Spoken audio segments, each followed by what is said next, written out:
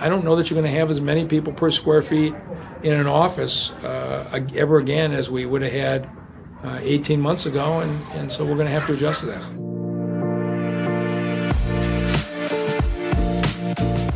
That's the voice of Detroit Mayor Mike Duggan.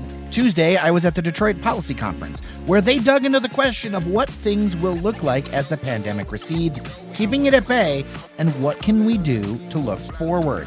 It's Wednesday, July 14th, 2021. I'm Jer Stays, and this is your Daily Detroit.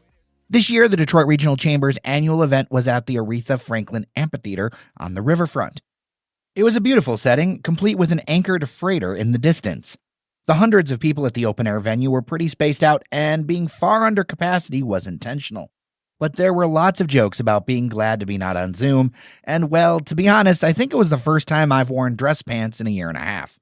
Along with some members of the press, I got a chance to get some questions into a couple of speakers, Detroit Mayor Mike Duggan and Lieutenant Governor Garlin Gilchrist II.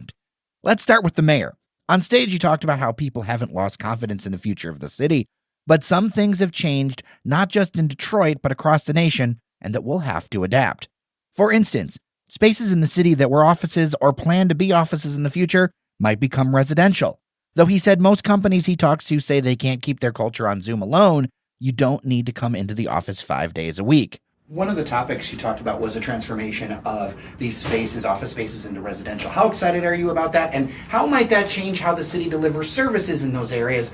Because a bunch of people coming during the day is different than people staying there 24/7. There's no question about it. Of course, residents who live here pay a 2.4% city income tax as opposed to the visitors who pay 1.2%. So financially, assuming people actually honestly report where they live, we should do better on that. If you're thinking in terms of shopping, for example, and I think you're going to hear even more in the way of major grocery stores wanting to be here, people tend to shop where they live. And so that tends to drive that kind of investment, maybe not as much daytime traffic on restaurants, which tends to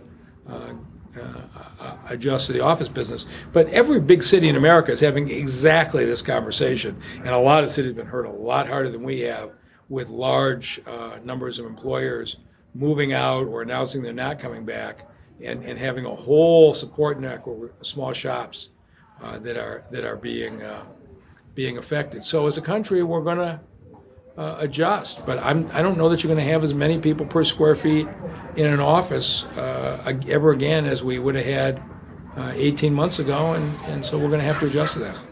He was asked about the size of the issue of landlords not taking care of their tenants when it comes to flooding across the city. More than 24,000 damage claims were filed with the Detroit Water and Sewage Department after the recent storms, and it's unclear how many of those were from renters. So right now we're into basements in a big way, and I give our team just enormous credit. They went to moving companies and hired tons of people from moving companies to go to basements and haul stuff out. They're very creative in thinking about it. It's a natural. So we're going to find out. But it's been a mixed bag so far. They tell me about a third of the houses they get to are already cleaned out by the time they got there, and then the question is, are they being sanitized? And so we will see. And what he's looking for from FEMA and getting residents money for the damage sustained in their basements. You know, there are different levels. When the water is high enough to have hit the electrical box, I've learned more about FEMA rules than I wanted to. That's a higher level. When it floods the basement of a business, that's a major level. If you've got people who had their bedrooms downstairs and they lost their bedroom and are displaced in the basement, that's a different level. And so you literally, every person's house, they went into 2,000 houses and they're all scored differently. And hopefully the scoring will show what I believe it should show, which is this was a major disaster. So why does it need to be a major disaster? It needs to be a major disaster because the major disaster declaration is what gets individual assistance to homeowners. And that's going to be the question. And, I think it clearly qualifies. It'll be really good if the federal government agrees with that. On stage, it was mentioned the region is in the running for battery plants, but also lithium processing plants in the city. So we've been in some competitions on some of the battery plants, and so have some other cities. And in this case, I don't think Detroit's going to get them, but I think they're going to be nearby, which is good for everybody. and I'm now on to lithium processing. I've learned more about that than I ever wanted to know. But right now it's a messy process. But when there's clean technology, I expect Detroit to be at the forefront. The Q-Line streetcar on Woodward is coming back for public service later this summer, but the Detroit People Mover's future may be in doubt. There were 1.6 million rides in 2019, about 10 times less than the 15 million a year that was hoped when it opened in 1987. It never really lived up to its potential because it was never connected to a planned but never built comprehensive regional transit system and has been eyed for shutdown numerous times in the past. Right now, we're doing a very deep dive on the overall structural soundness, and and we have in Michael Oglesby, a DDOT director who ran a rail operation in his previous job in Florida, and so I'm not ready to make any judgment on the People Mover at this point until I see a full report on the status of it. We'll make a decision then. And finally, in the wake of a court ruling that the city's recreational marijuana licensing program giving preference to legacy Detroiters cannot go forward, the mayor had this to say.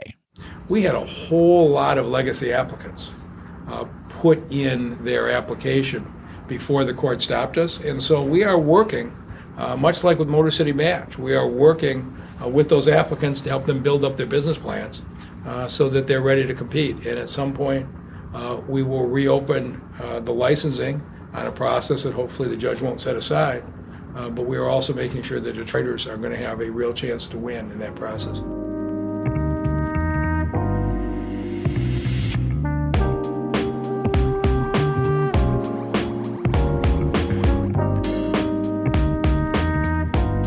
Now to Michigan Lieutenant Governor Garlin Gilchrist II, who in his session talked about the need for childcare and the need to pull Detroit's vaccination rates up, among other things. According to a Morning Consult poll this week, lack of childcare is the number one reason people aren't returning to the workforce. Multiple sources show women with children felt a huge impact with pandemic job losses and having to step away from their careers across the nation. At the conference, Gilchrist talked about putting together an accelerator to encourage new childcare businesses. You talked about an accelerator on stage, things like that. What are the pieces that need to come together? What are you looking to do to take this from an idea to actually make it go? Well, the first thing we need is the resources, and we have a plan to use resources from the American Rescue Plan to make a $1.4 billion investment in childcare. And as part of that, we've talked about things like, creating or better compensating both childcare workers and childcare providers. One of the things that the business model has not led to people being paid very well in that industry. So we want to use those dollars to help to increase that. We also want to use that to help position childcare centers in what we have in Michigan in terms of childcare desert that exists in many communities. And as I said on stage, look, I'm a parent. Nothing makes a parent more productive than some place to put your children. And so we need to have those resources in place. We need to have an understanding that this is a potential growth industry. It's a growth industry because, the need is not going to go away. We're not going to not have children that need to be cared for and be cared for in a safe, reliable, affordable way. And so I think we should use some of that kind of innovative muscle and muster that we have in Michigan and apply it toward a real problem like that. And so I think we can have a chance to show some real leadership in the state of Michigan by doing so. The city's vaccination rate sits at just 39%, far below the rest of the state and below the national average. I asked the Lieutenant Governor if he is concerned about that and the Delta variant. Well, yeah, I'm concerned. I don't want anybody else to die of COVID-19. So I'm concerned as long as we still have people who are vulnerable to it, we need to do everything we can so that they can be inoculated and protected against whatever variant. And we know that the vaccines that are available to us, especially the ones from Pfizer and Moderna, they protect people from the Delta variant and other variants that have been seen in the state of Michigan. So that's why it is so critical for us to make this investment and make the choice every day to help more people make that choice, get vaccinated.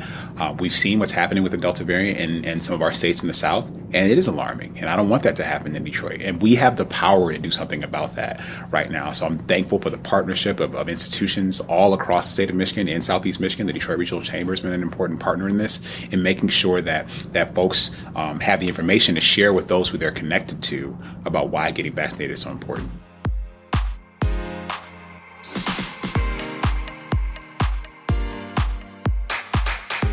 A heads up that it may take weeks to fully reopen I-75 in the wake of a tanker truck fire at Big Beaver Road.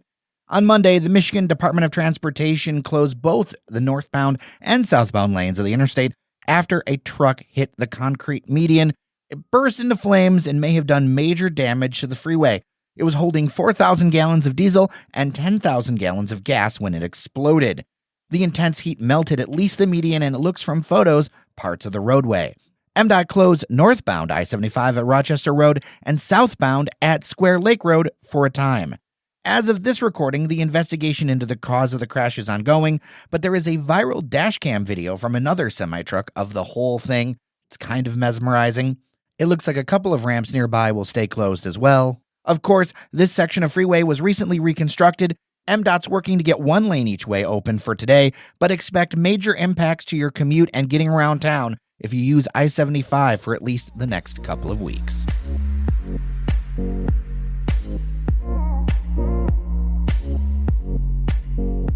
And literally just in as I'm finishing this thing, remember that U of M Innovation Center on the old fail jail site in downtown Detroit? The $300 million in plans for that location have been canceled.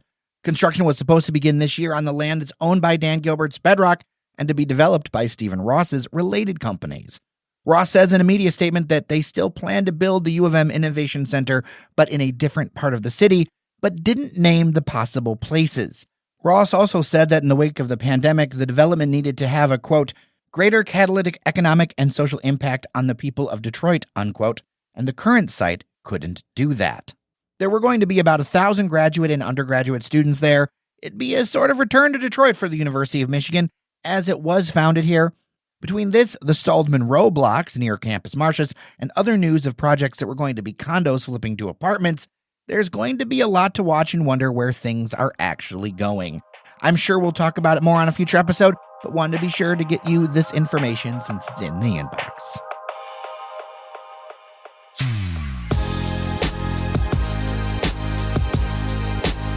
All right, thank you so much for listening. It was neat to see some listeners at the Detroit Policy Conference yesterday, including one of our members, Justin. I'm still kind of envious of your green translucent glasses, to be sure. If you want to help make sure this show is available for everyone else and get some neat swag in the process, join us as a member at patreon.com/dailydetroit. That's patreon.com/dailydetroit. With that, I'm Jer Stays. Until next time, take care of each other, and I'll see you around Detroit.